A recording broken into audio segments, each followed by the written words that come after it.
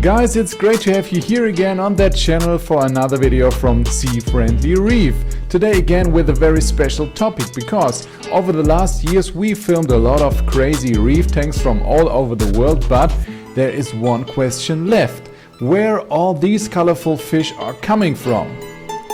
We've been invited to Tropic Marin Center in Lisbon for getting a closer look into one of the biggest players in that business. And we are in the happy position to launch one of their newest breeding projects, so stay tuned. Knowing a lot about captive breeding, we also know it is a big part of the future, but it doesn't answer all the needs to the market.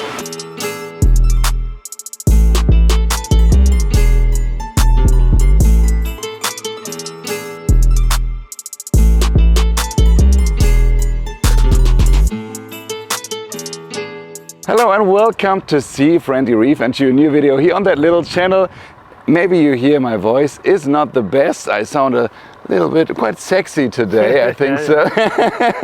So I'm a little bit ill, but today we are in Lisbon visiting Tropical Marine Center. Next to me is Sebastian. It's a really interesting place. We stayed here since one day. I saw the facility already, but I can't wait to show you, because we are finding more than 1,000 fish here. Yeah, exactly. Corals in the most beautiful colors I've ever seen. Oh, cool. Thank and you, the manager of everything, you have to show us everything. Okay, then let's go then. Okay, good idea. About how many liters we're talking about? So our fish system, we have 50,000 liter, and our invert system has around 30,000 liter. Wow. We also have a small separate system for SPS, which has around 2,500 liters. So you want to go have a look? I think so. Wow. We have to make a little overview, and I would like to start with your favorite animal. Okay, so if you have one. I do. My passion is pufferfish. I love pufferfish. Yes. They have a very big personality. I just love them, actually. We have one quite big one here. So wow. This one is with us for a few months now. It's for an order for a public aquarium, just waiting till they want the order, because we are getting all the animals for them. And then this little guy will go to a public aquarium. But it's not normal that animals are here more than a month, they aren't. Isn't it? Public aquariums work a bit differently, because they usually do a very strict quarantine. So they prefer to receive everything together and then put them in their central tank or into the tank that they want to put. Can a normal customer with a private aquarium came here and buy fish? No. No, we only work with shops or professionals. So we only sell to shops, public aquariums. We do also a lot of work with research centers, universities, where they ask for specific animals, whether it be a small algae from the Caribbean or a mushroom rock from Australia. We always sort everything out for them, so we get some unique animals here. You are getting every day new animals, exactly. And you pack. I can show you guys. The guys are they are not stop packing fish together. Yeah, we get animals every day. We pack around, in this quieter season, 25 boxes a day around. Wow. Okay, so it's 22 kilo boxes, quite big boxes. One very important point, Sebastian. Yeah. I see bigger tanks, of course, but I also see very small tanks with fish inside. And as a private reefer, I think that's not enough space for a fish like that for a whole living. Of course. So fish tend to be here not so long. It's basically a passage. We don't put all the fish inside small cubes. Fish that need space to swim, we never put them in cubes. But some fish are used to live in a small aquapora, just that little space, you know, and they will do fine. Just for it's not so long. And also, we provide them with food every half an hour almost, you know. So they have everything they need. We do a lot of stress management for fish. If a fish feels stressed or we see it's not doing well, we put it in a different aquarium. So we choose it carefully. It's not, we're doing our work, but it's done with a purpose. And one very important point, Sebastian. I heard that you have a lot of tank bred animals here. Yes, we do. I think, my opinion, it's the future of our hobby. Yeah. To focus on tank bred animals, and you as Tropical Marine Center are investing a lot for these type of fish. Yeah. So And any fish that we can get tank bred, we will get. We also try to focus also on helping local breeders, even in Lisbon. If there's a clownfish breeder, we tend to buy from them instead of buying aboard, because then it doesn't make really sense for us. So yeah, we try to stock every tank bred animal that there are. And you can see that it's more and more species available, which is good for the hobby also. And it's also really nice to see that there's a lot of progress being happening. Yeah, perfect. In a couple of years, we'll see a lot of species that will be tank bred. Can you give us some examples?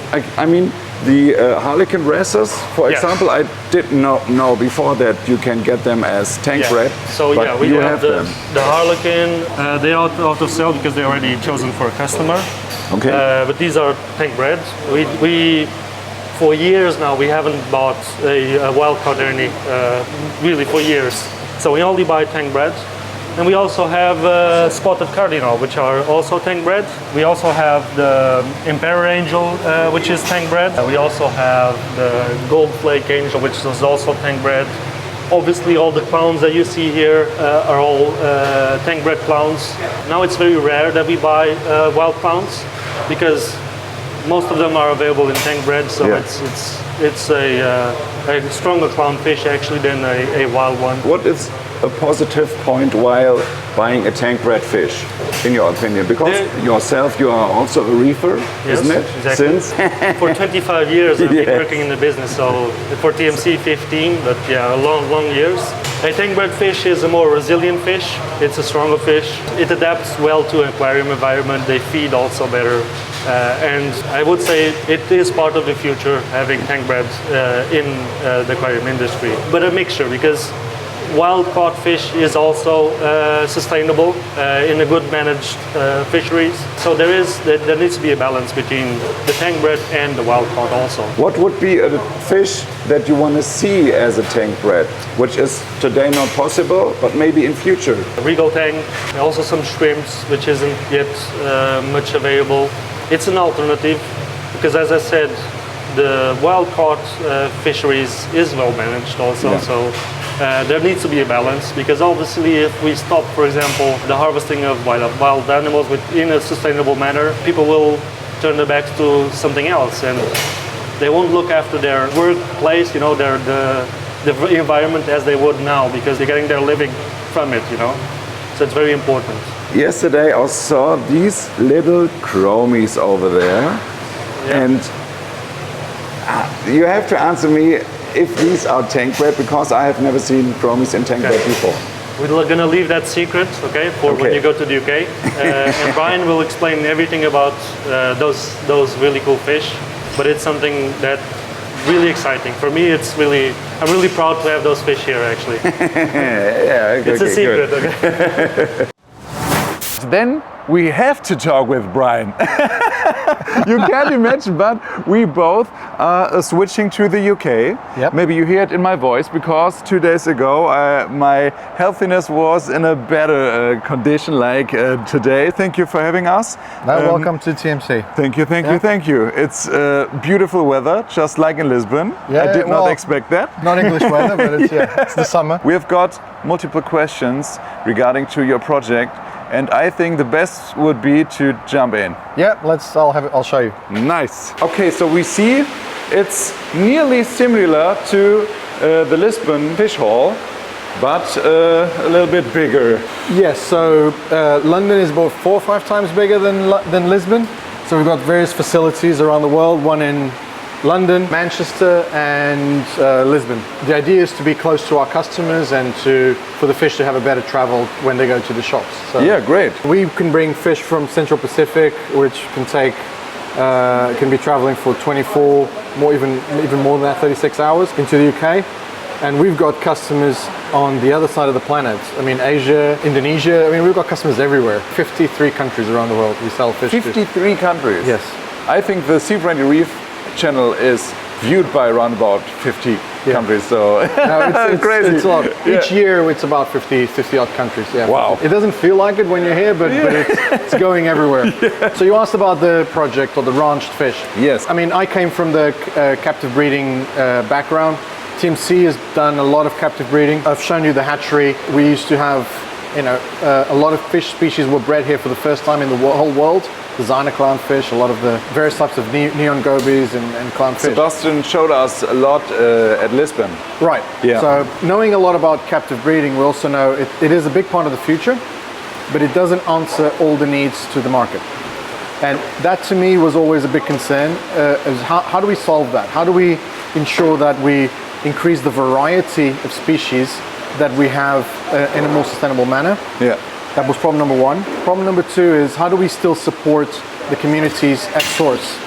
Because you can't forget that captive breeding, if we do it in Europe or in the US, it's benefiting just those people.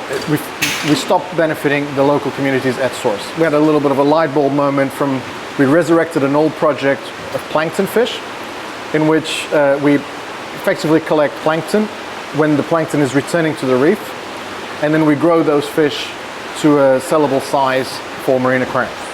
When you collect plankton, you don't really know what you're collecting. 70% or 80% of what you're collecting is not really for aquarium trade. What do you have in there? Oh, you're going to get lots of groupers, lots of big fish, small fish that you don't even know what they are. So there's loads and loads of different varieties of species. For you to have an idea, the project started 3 months ago. In the few sessions we've had, we've already collected 43 species. And some of them, it's very difficult to identify when you collect them. It's proven scientifically that 90% of this larvae is not going to survive.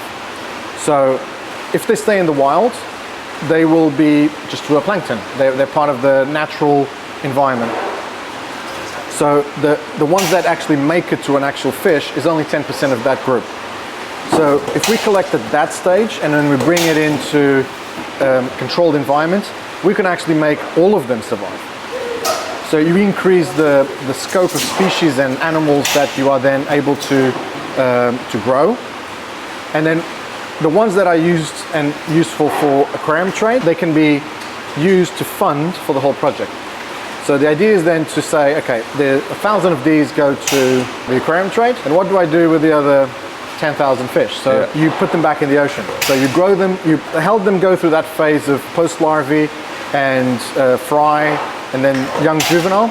You help them go through that phase, and then once they go through that phase, you can then work with the various conservation groups in repopulating reefs. So there's various projects around the world we're involved with, in which we just simply, here's a lot of fish, you can repopulate that area of the reef. So for every fish we take out, we'd like to think we put 2 back in. So that's nice. At the same time, it increases the variety of species in the trade. So that was point number 1. Point number 2, it benefits the local communities and people that have lived for decades, which are suppliers, using a resource in their home country and doing it in a much more sustainable manner for the next 5 decades. So these have been here for around 2 months. They were the first ones we brought in from a couple of different places in the Indian Ocean, and you can see a variety of different species here. And we also had a couple of tangs, a couple of rabbitfish, some groupers, and a lot of damsels. Why so many damsels? That's the most abundant species that you see in the ocean. That's why when you collect larvae, you're going to get what's in the ocean as well. Yeah. So in the same ratios. So we get a lot of damsels, which is quite interesting because imagine allowing yourself to, get juvenile fish which are eating pellets and flake food into a little nano tank or a larger tank and recreating ocean scapes. I find that quite, exhilarating and exciting. So 100%. I can only imagine how it feels like you have all these larvae in one tank together, and after a few days or weeks, you can think about what is going to become. So the first days we had them here, most of them we know what they were, but then still you have some that you think, I'm not sure that's the species we thought it was going to be, because it grows a little bit more and it's, oh, that's beautiful now. And then it grows a bit more, oh no, it's turned ugly. Because they change. What was the most craziest thing, Brian? So this damsel here was, had a completely blue, but when it came to us, it had a yellow stripe on top of it with a fluorescent dot at the back. And we're like, what is that going to be? And I think it's going to grow into a brown, ugly Okay. damsel. Black swan. Yeah, but it's that interesting element of nature that I think gets everyone excited. And look, for me, it's a great project to be involved with. Captive breeding is also interesting, and it's going to be certainly the future for dozens of species. But the volume just isn't there to set up a huge hatchery with a lot of investment into species that you sell only in the hundreds in each year. So this can respond to some of it as well. So it's a more sustainable way to collect from the wild. Guys, please do one thing for me, because we're the first YouTube channel who is allowed to give you guys some information about that project, so it was in secret before. We talked about filming the process of exactly that project. Yep.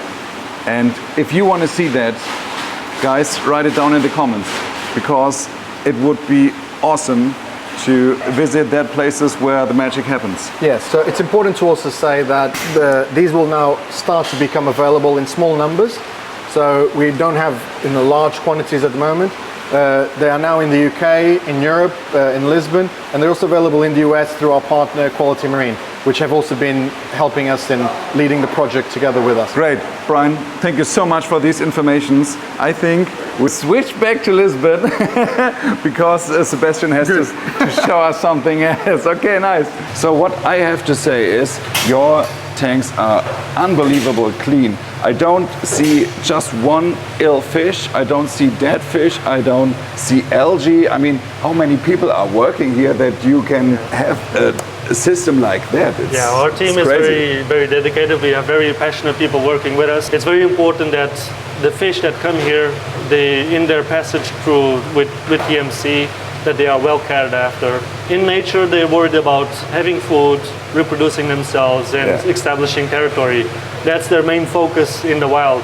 And if we can provide most of what they need in-house, which is a clean environment, with a lot of food, obviously reproduction we cannot give them, but some good territory for them to establish in the aquariums, they will be fine. You can see the fish are not stressed. They swim around, they come to you, they feed straight away.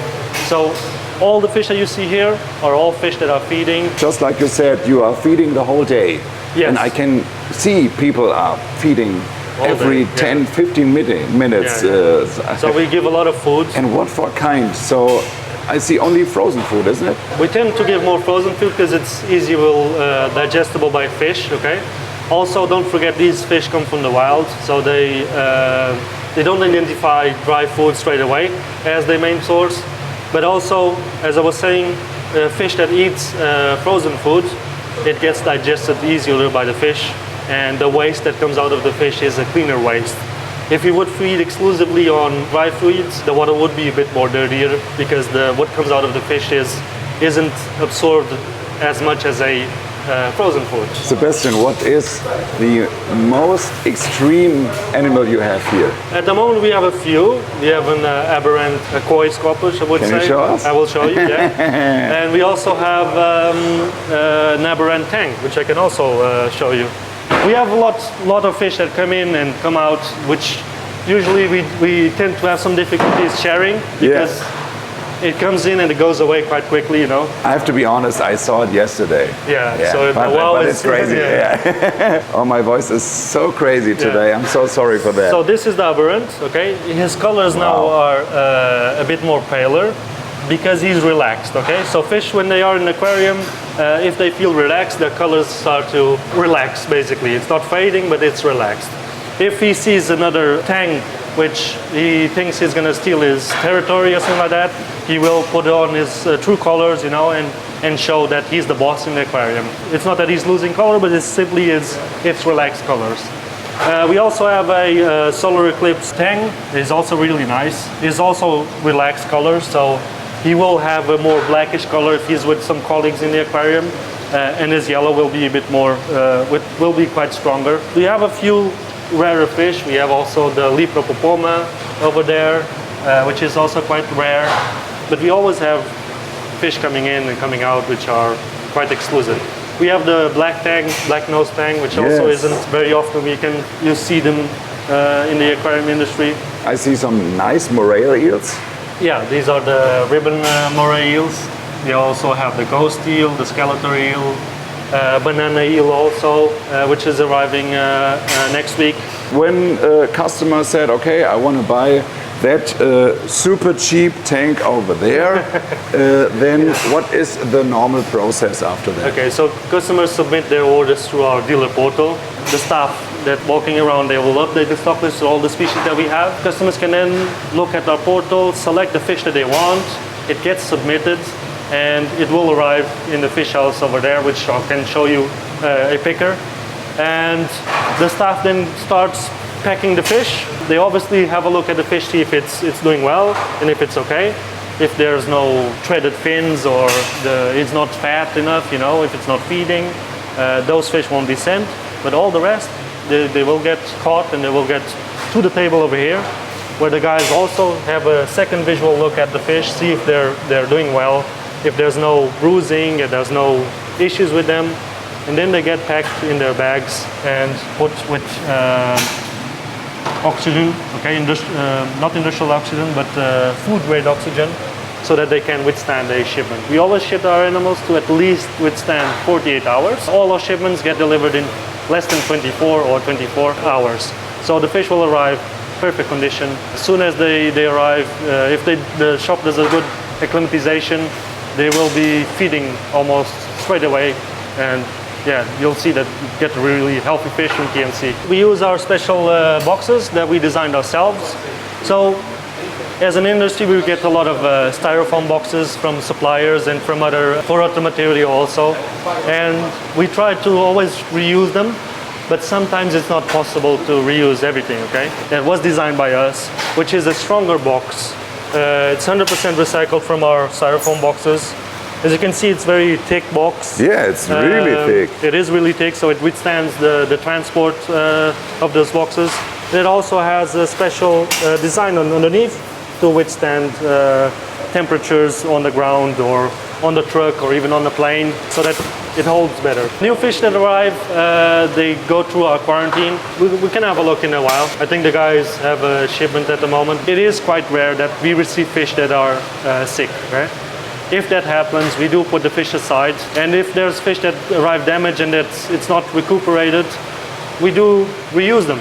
We use them in some of our systems to help clean the algae. For example, this guy arrived with a bit of a lateral line damage. Oh yes, I see. Yeah. But it's been with us so long that he is basically our pet, you know. He likes to nibble, he likes... Best employee of the year, I would say. He is the best employee of the year because he helps clean everything here. Okay, Sebastian, we are entering the warehouse. Yeah, warehouse. Oh, my voice is so crazy. I'm so sorry. I hope you can understand me. It's okay. And guys, I hope you can understand me too, but oh, it feels crazy. Yeah. But it's okay. Yeah, okay. It's perfect. Big warehouse. Yeah, Okay, I see yeah, some so- Tropic Marin. Yeah, we are distributor products. for Tropic Marin in the UK and also in Portugal and Spain. We also have our own products, our rock, our skimmers, our pumps. We have UV systems. You UV have? systems And which we have- are built Yes. in the UK. And you normally are using your own equipment Yes, in the we whole do. facility. In the whole facility, we build also filtration systems for public aquariums, for research centers, for TMC. Our supplies also, most of them use our filtration systems, our UVs. We also apply that experience that we have in our products that we made, that we make also. So we have a dedicated department in TMC, which is called Biosystems. And our UVs are, as I said, they are used all around the world in depuration units, in aquaculture, in breeding stations, in scientific stations, in public aquariums.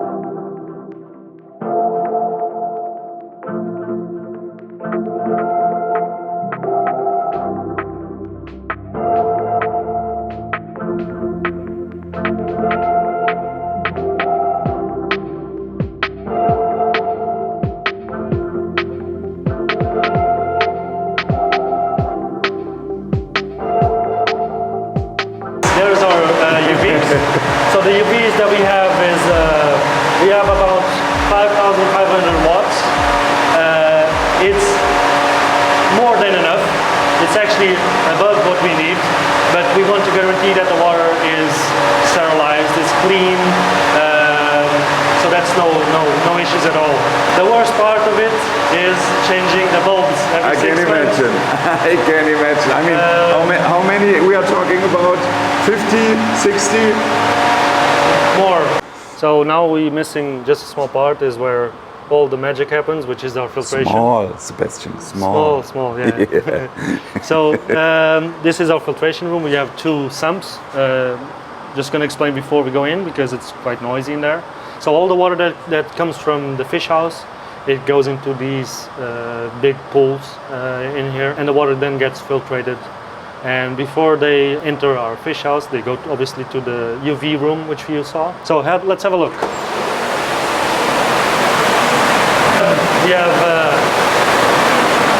very big skimmers also.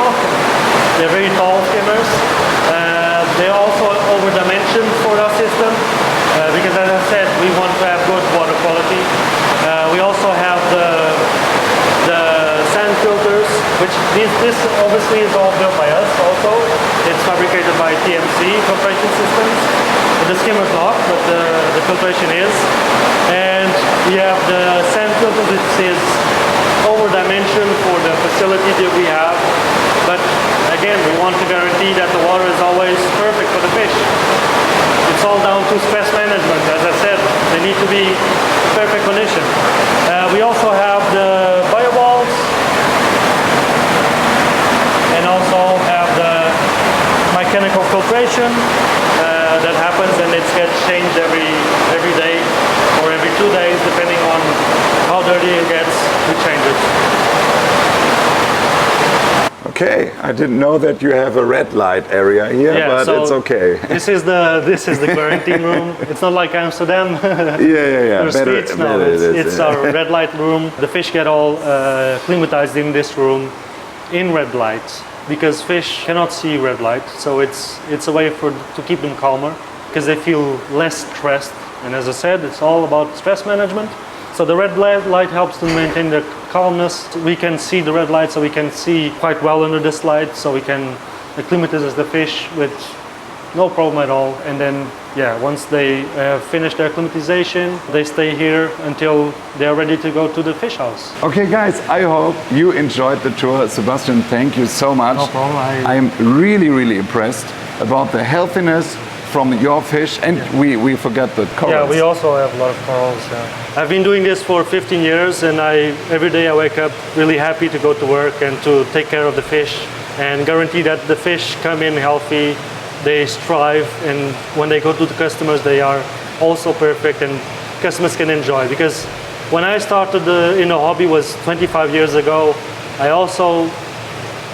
I don't think if I didn't have a good supplier, I would get demotivated by why am I buying fish if they don't strive, Yeah. And for me, it's very important that our customers have that experience, learn more about nature, they can teach their kids, and that's how biologists are made, that's how scientists are made, that's how people that are passionate about a hobby like yourself and people that own aquariums can enjoy what they have. Great words by a great man. Thank you so much. Really, if you've got questions, feel free to contact Tropic Marine Center. I'll link everything down below. So, don't forget we only sell to shops. So we do not sell to end users. So anyone that has a shop is more than welcome to visit us because our facilities is open to customers. They can come see by themselves. Next time you will see me again and hear me again with a better voice, I hope so. Yeah. If you like the video, feel free to subscribe and hit the like button, and we see us again next week. Bye-bye. Bye.